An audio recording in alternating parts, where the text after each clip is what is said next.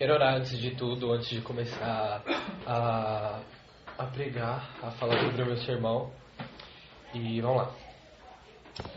Senhor meu Deus, meu Pai, eu me rendo diante da Tua presença porque eu reconheço a Tua soberania e reconheço que eu sou miserável e eu sou dependente da Tua graça, eu sou dependente de todos os dias do Seu perdão. Senhor, eu te peço perdão pelos meus pecados, Deus, e eu peço a Tua misericórdia e compaixão sobre a minha vida, Senhor.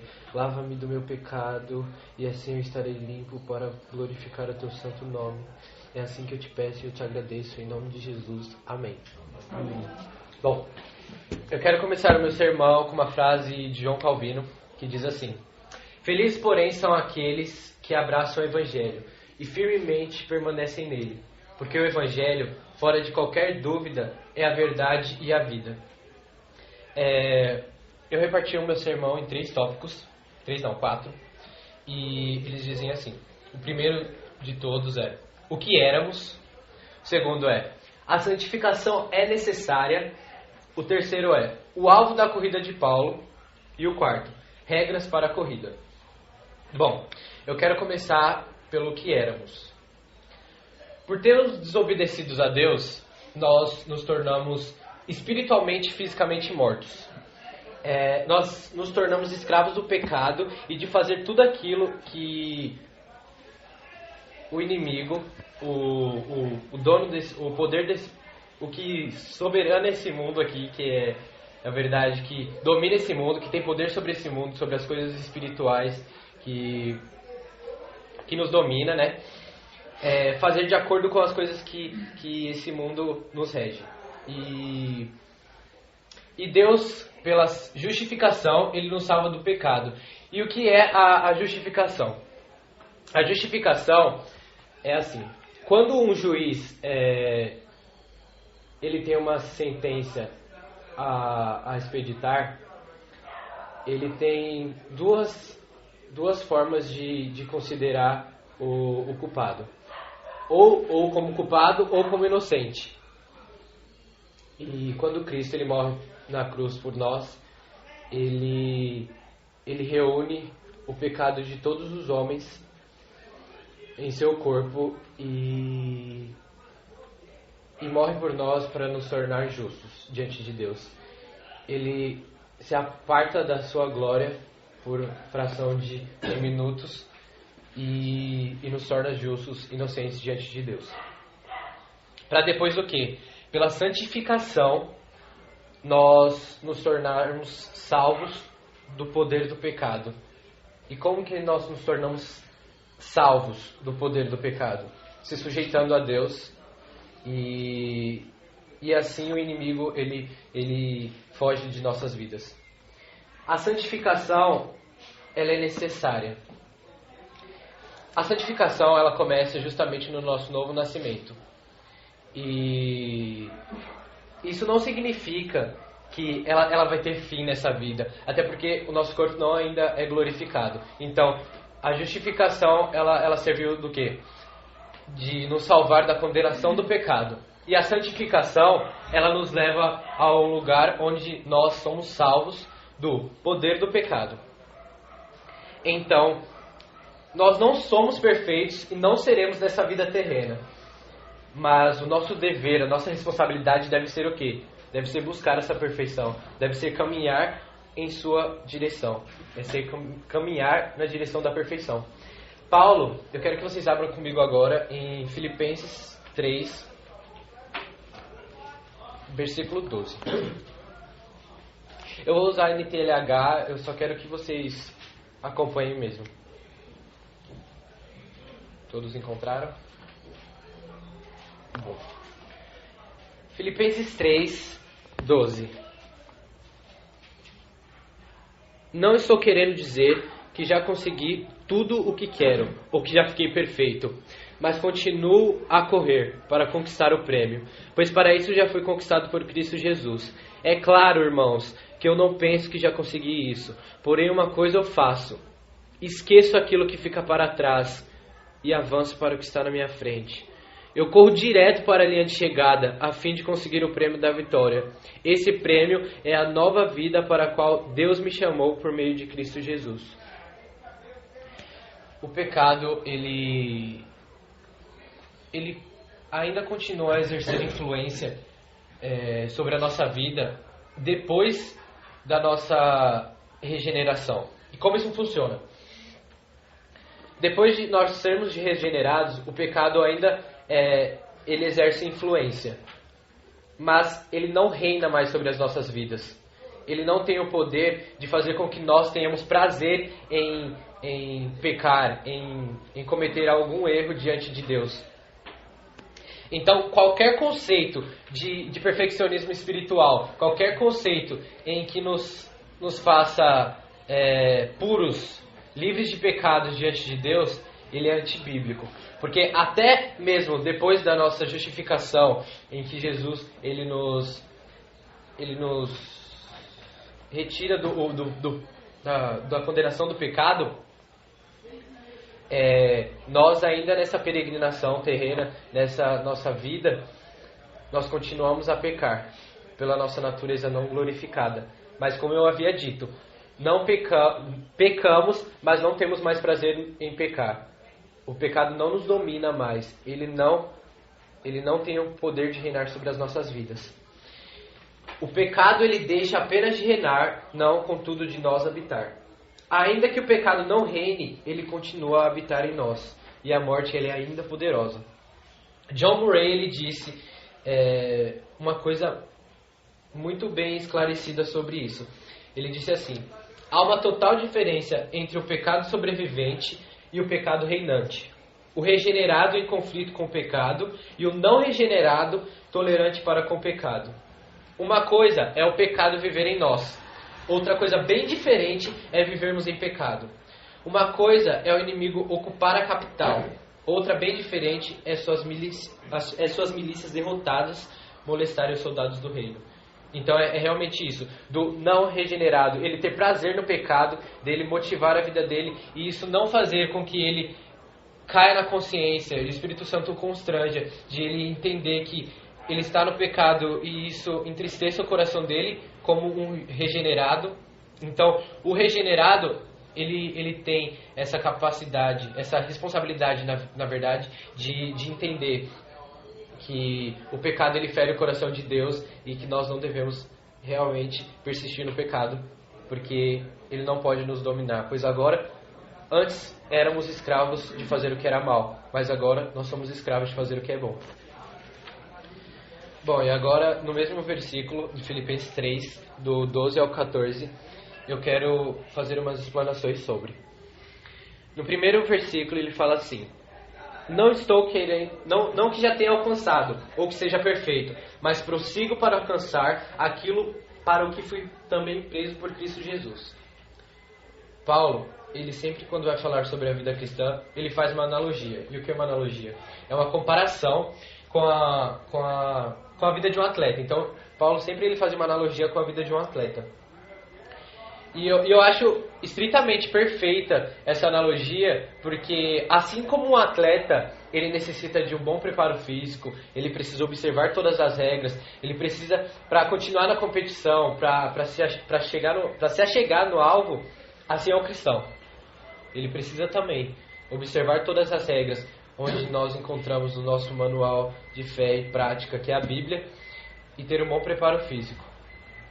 E realmente, não é fácil, há muitos obstáculos a serem vencidos, mas Paulo ele nos mostra o quanto vale a pena correr. E não por força própria, até porque não temos a capacidade de se achegar até o alvo, de atingir nessa competição e nos perseverar, nem pelas nossas boas obras, mas tão somente pela obra de Deus em nossas vidas e pela nossa fé em Cristo.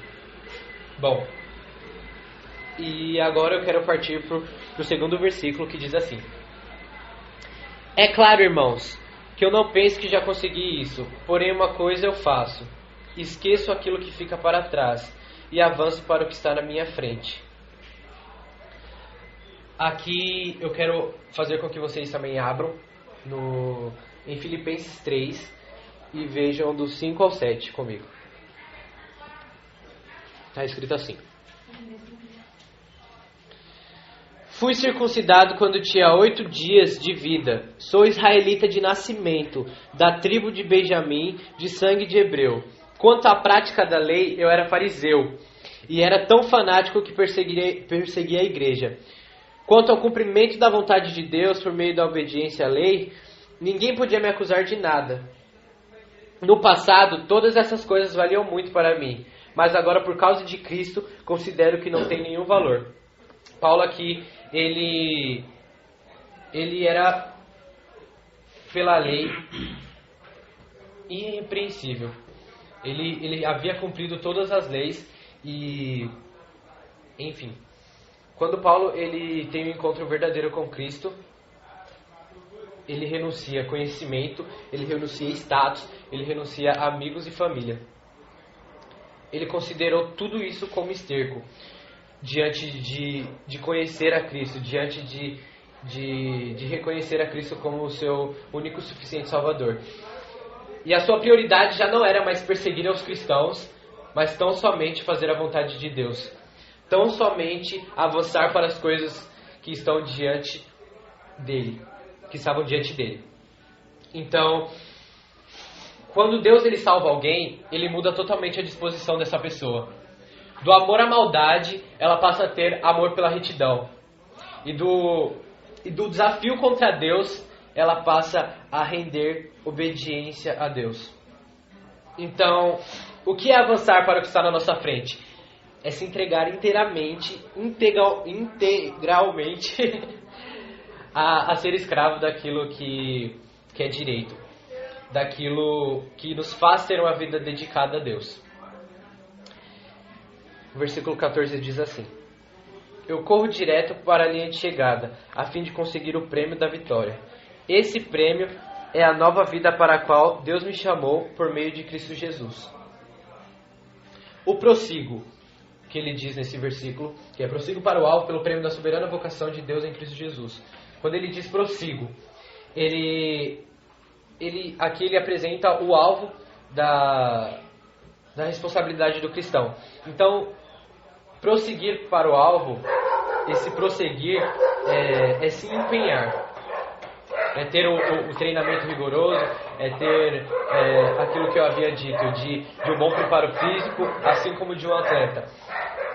Mas lembrando que esse empenho, ele é totalmente impulsionado por Deus. Deus é quem começa a boa obra e Ele é quem aperfeiçoa.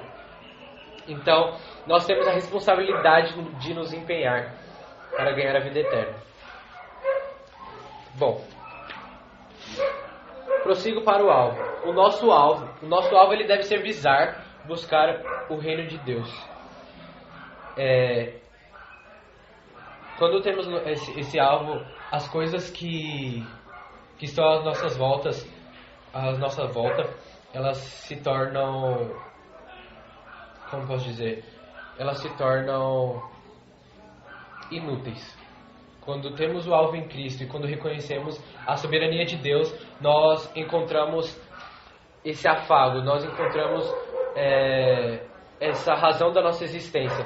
Quando nós olhamos para o alvo e reconhecemos que Cristo é o nosso único e suficiente Salvador e que está na mão dele a salvação, e nós podemos apreender e reconhecer que nós precisamos nos empenhar, ter a responsabilidade de nos empenhar para obedecer a Deus, para ser escravo daquilo que é correto e do que é bom. E nesse alvo de visar buscar o reino de Deus, nós temos também com determinação propagar o cristianismo, porque a principal função da igreja é resgatar vidas. E, enfim, pelo prêmio. Paulo, ele não visava a recompensa humana. Eu acredito que o nosso coração também não deve estar nisso. Quando nós praticamos boas obras ou simplesmente propagamos essa visão de cristãos que nós temos, não devemos visar a recompensa humana ou simplesmente haver uma meritocracia, por exemplo, de, nossa, eu sou cristão agora, então a espiritualidade reina em mim, eu sou um verdadeiro cristão, olhem para mim. Quando na verdade as nossas boas obras, elas não têm que ser glorificadas diante de homens, mas tão somente pelo nome de Deus, porque toda a glória é devida a Ele. Então, o nosso coração não deve estar nas recompensas humanas, e sim tão somente na recompensa de Deus, o qual Ele descreve em todo o Evangelho sobre as nossas recompensas, que são galardões e etc. A soberana, quando Ele diz, prossigo para o alvo pelo prêmio da soberana. A chamada missão e obra de Paulo aconteceu de conformidade com a vontade de Deus. Tudo aquilo que aconteceu com Paulo, de ele ter perdido momentaneamente a visão, Deus ter chamado ele, Deus ter tido um contato com ele verdadeiro, foi diante do plano de Deus. Tudo aquilo foi para que a mudança de disposição de Paulo em perseguir cristãos fosse se tornar um. E do amor à maldade, ele passa a ter amor à retidão. Então, todo esse plano era da soberana vontade de Deus. Bom, a vocação de Deus. Antes, Paulo ele estava sujeito ao judaísmo. Ele estava sendo escravo de fazer o que era mal. Ele perseguia os cristãos e agora nós podemos perceber que após a sua conversão ao Evangelho das Boas Novas, ele se torna sujeito a fazer o que é bom e o que é correto. Ele não mais se sujeita aos princípios judaicos, mas sim, tão somente a vocação que Deus havia prescrito para ele. E a vocação de Deus em Cristo Jesus. Em Cristo Jesus. Então, as obras de Paulo já não eram dedicadas a outra religião ou em nome de outra religião, senão somente pelo nome de Cristo. Então, a sua vocação de ter essa vida dedicada a Deus era somente exaltar e engrandecer o nome de Deus. E regras para a corrida. Eu acredito que a Bíblia é clara quando diz respeito aos nossos passos para a salvação. Até porque ela é nosso manual de fé e prática, como eu havia dito. E eu separei versículos que diziam respeito disso. E eu quero que vocês acompanhem comigo. O primeiro de todos fala em 1 Coríntios 9, do 24 ao 25.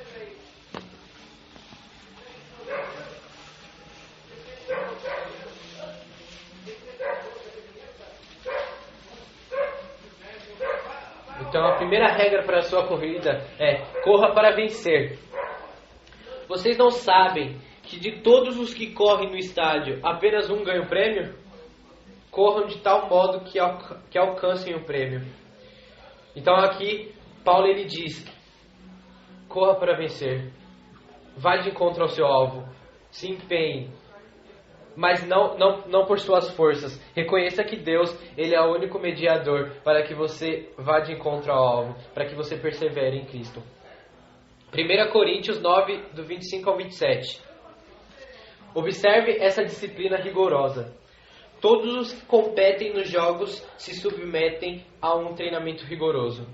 Eu esmurro o meu corpo e faço dele o meu escravo, para que depois de ter pregado aos outros, eu mesmo não venha a ser reprovado. Então aqui Paulo ele demonstra esse treinamento rigoroso, essa disciplina rigorosa. Ele reconhece em si mesmo a incompetência, a insignificância de seu próprio entendimento, a insignificância do seu próprio esforço. E ele viabiliza, assim, a soberania de Deus. Então ele diz: eu esmurro o meu corpo e faço dele meu escravo. Eu faço dele escravo de fazer o que é bom. Eu faço dele escravo de permanecer em Cristo, de ir atingir esse alvo. Em Filipenses 3, do 13 ao 14.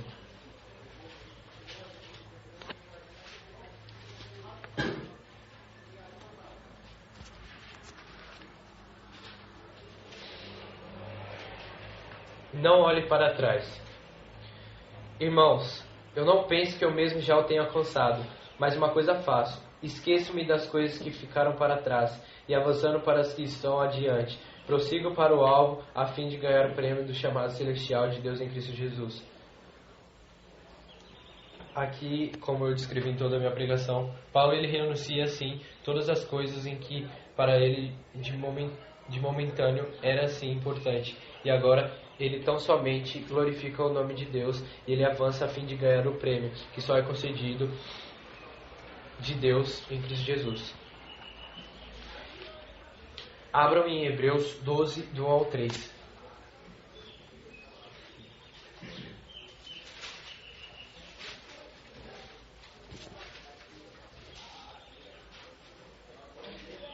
Adquira encorajamento constante. Portanto, também nós, uma vez que estamos rodeados por tão grande nuvem de testemunhas, livremo-nos de tudo o que nos atrapalha e do pecado que nos envolve. E corramos com perseverança a corrida que nos é proposta, tendo os olhos fitos em Jesus, autor e consumador da nossa fé. Ele, pela alegria que lhe fora proposta, suportou a cruz, desprezando a vergonha, e assentou-se à direita do trono de Deus. Pensem bem naquele que suportou tal oposição dos pecadores contra si mesmo, para que vocês não se cansem nem desanimem.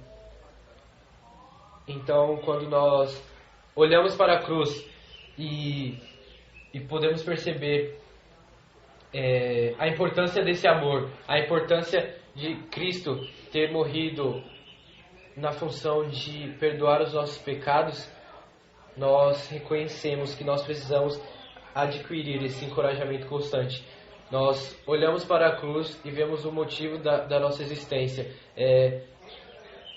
A nossa existência sendo motivada a prosseguir para o alvo, porque alguém nos amou e alguém morreu em prol de nos salvar, de nos tornar inocentes. Hebreus 12, 1. Livre-se dos empecilhos. Livremo-nos de tudo que nos atrapalha e do pecado que nos envolve, e corramos com perseverança a corrida que nos é proposta. Então, aqui diz mesmo, de todas as coisas que nos faz desfocalizar do alvo, que é Cristo, nós temos que nos livrar. Que nos livremos sim de empecilhos, de coisas, de pessoas, até mesmo dentro da nossa família, como o Neto havia dito, de ter empecilhos mesmo, porque quando nós aprendemos e estamos a par desse evangelho, dessa verdade libertadora, nós reconhecemos que as coisas elas não devem ser monótonas mesmo, e que ser cristão é se empenhar, é reconhecer o próprio erro, é pedir perdão, é confessá-lo a Cristo, é reconhecer que você sim é miserável e se não fosse Deus em sua vida, jamais você poderia ter encontrado tamanha graça e redenção. E quando eu digo de empecilho, eu digo mesmo dentro da minha família, até porque quando eu estive a par de algumas verdades e não me remeti mais à religiosidade em que a minha família estava submersa, eu entendi o qual propósito eu vim. Porque eu sempre me perguntava uma coisa, sei lá, era na verdade uma vibe assim, tipo, bem distante do que é estar no caminho de Cristo, mas quando eu me remeti a essa religiosidade, eu estava sempre me perguntando, então qual é o meu objetivo, Deus? Por que eu nasci? Qual é a minha missão nessa terra? E eu sempre me perguntava isso fora do Evangelho, isso totalmente descartando o Evangelho. Até porque quando nós vamos de encontro ao Evangelho, nós reconhecemos que nós temos um ofício e que temos uma missão, uma chamada e uma vocação. E que não devemos ser servos inúteis. E realmente, quando eu deixei essa religiosidade, esse compromisso total e sublime com a igreja, instituição, e passei a dedicar totalmente a Cristo, eu reconheci a minha debilidade, o do quão fraco eu era. E eu passei a entender os propósitos divinos para a minha vida.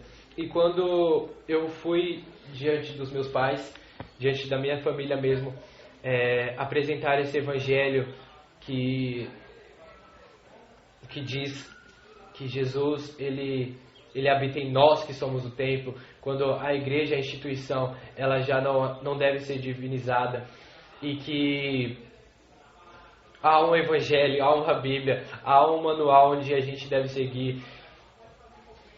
As coisas mudaram completamente, porque até então eu era submerso nessa religiosidade, até então eu não precisava falar mais nada em casa, até porque como eu iria falar de algo que eu não tinha a mínima noção do que eu estava falando? E assim era o papel de um filho submisso, aquele que esquece sim dos princípios e dos fundamentos cristãos para se submeter a uma religiosidade imposta por uma igreja. E isso sim tinha tomado a atenção dos meus pais. A autoridade deles estava baseada nisso, de que se eu fosse me comprometer em estar na igreja, em cumprir os compromissos que eu tenho lá, assim sim era o meu papel como cristão. Mas eu vi que não era bem por aí, que ser cristão é renunciar, ser cristão é ir de encontro à Bíblia e você poder enxergar essa sua condição antes da justificação pela origem adâmica, que você era sim pecador, destituído da glória de Deus, que você e a sua vontade estavam fora de ordem, que você necessitava sim, que você necessita sim de uma redenção, e você ter reconhecido que Cristo morreu por você, por expiação e propiciação dos seus pecados. Aí sim eu comecei a entender o Evangelho na sua essência, quando eu deixei de ser ouvinte para passar a ser praticante, quando eu vi pessoas padecendo e conseguir enxergar nelas o desespero e o vazio, quando elas não estão tendo um encontro verdadeiro com Cristo. Eu comecei a entender o amor em que Cristo fala nas Escrituras, esse amor que nos constrange, esse amor que nos faz olhar para o próximo e enxergar, além das nossas limitações e insuficiências, que precisamos sim propagar esse Evangelho, essa verdade libertadora em que Cristo nos ensina na Bíblia, porque queremos compartilhar da mesma salvação. E foram essas coisas que me motivaram a permanecer. E quando eu vi que as coisas sim e os sofrimentos estavam crescendo, eu percebi que eu estava no caminho certo, porque no mundo tereis aflições, mas tem de bom ânimo. E eu pensei realmente em todas as coisas, e a partir do Evangelho eu comecei a perceber que todas as coisas até hoje me motivaram para estar aqui nesse momento falando da palavra de Deus e reconhecendo Deus como meu soberano e como meu Senhor. As coisas passaram e eu permaneci nesse alvo. Eu acredito muito que a pregação, além de falar com as pessoas, primeiramente ela deve falar com você mesmo. E quando eu falo sobre prosseguir para o alvo, pelo prêmio da soberana vocação de Deus em Cristo Jesus, é quando eu me vejo diante dessa situação e eu reconheço que antes eu só era um ouvinte. E agora, para ser um praticante, eu preciso sim desse treinamento rigoroso, desse foco, desse encorajamento constante. Quando eu olho para a cruz, eu reconheço que Deus, Ele morreu por mim e eu necessito glorificá-lo de alguma forma. E, enfim, eu quero partir para Atos 20, 22 ao 24.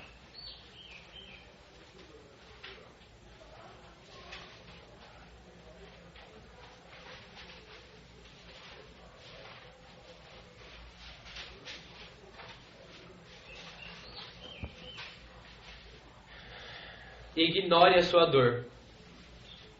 Agora, compelido pelo Espírito, estou indo para Jerusalém, sem saber o que me acontecerá ali. Só sei que, em todas as cidades, o Espírito Santo me avisa que prisões e sofrimentos me esperam.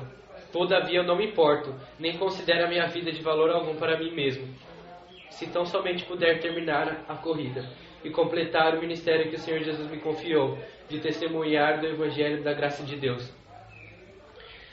E é nessa parte que nós reconhecemos que a dor, ela já não é algo determinante quando focalizamos a nossa corrida. Quando nós temos um alvo e esse alvo é atingir esse prêmio da soberana vocação, nós ignoramos a dor. O sofrimento, ele já não é ponto determinante para que deixamos de continuar a prosseguir. A dor, eu acredito que esse sofrimento, ele só te faz mais, sintetizado. Ela envolve mais as coisas que você tem aprendido. Você aprende sobre o Evangelho e o sofrimento, e a dor, ela te alicerça em Cristo. Porque já não é mais baseado nas coisas humanas, ou na prosperidade que se tem tanto pregado, ou nas bênçãos do Senhor e nos milagres do Senhor. Mas aqui você reconhece uma vida na qual você pode estar esperando a morte, na qual você pode estar esperando prisões, sofrimentos, mas ainda assim, o alvo, Cristo, é mais importante. As coisas, elas se tornam sem significado. A dor, ela se torna sem significado quando você olha diante de tudo aquilo que Jesus fez por nós, e nós olhamos para a cruz, olhamos para o sangue e percebemos que nenhuma dor é equiparada com a dor de que Cristo sofreu no Calvário por nós. Não pare até que você cruze a linha de chegada. 2 Timóteo 4, do 6 ao 8.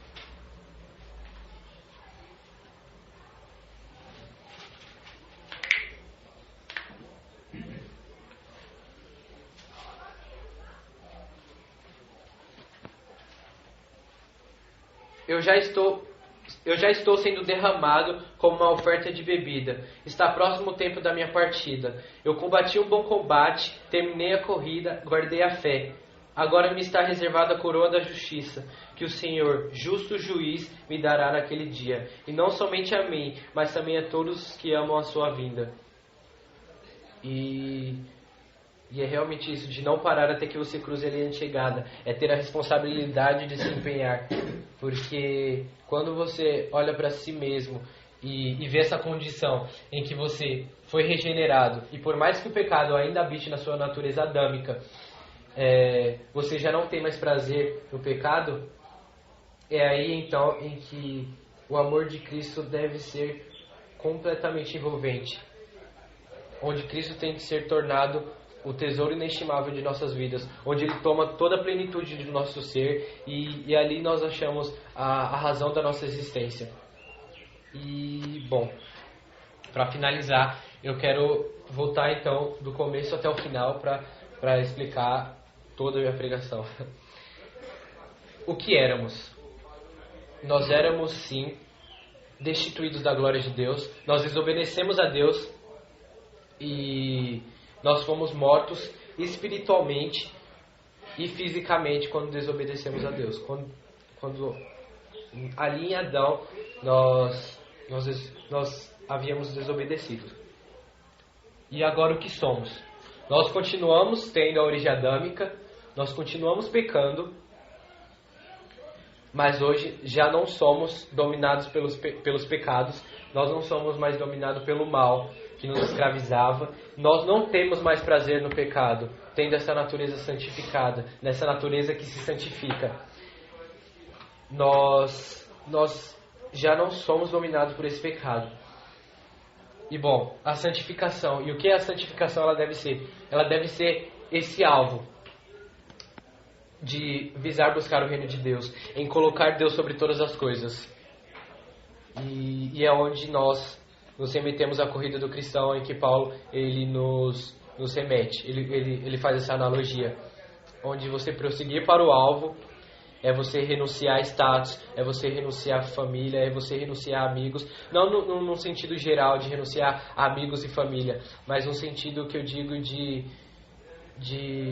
realmente você amá-la, mas não amar sobre todas as coisas, assim como da maneira que você deve amar a Deus. Então, que você renuncie a essas coisas e torne sim o alvo, esse ponto da chegada mais importante.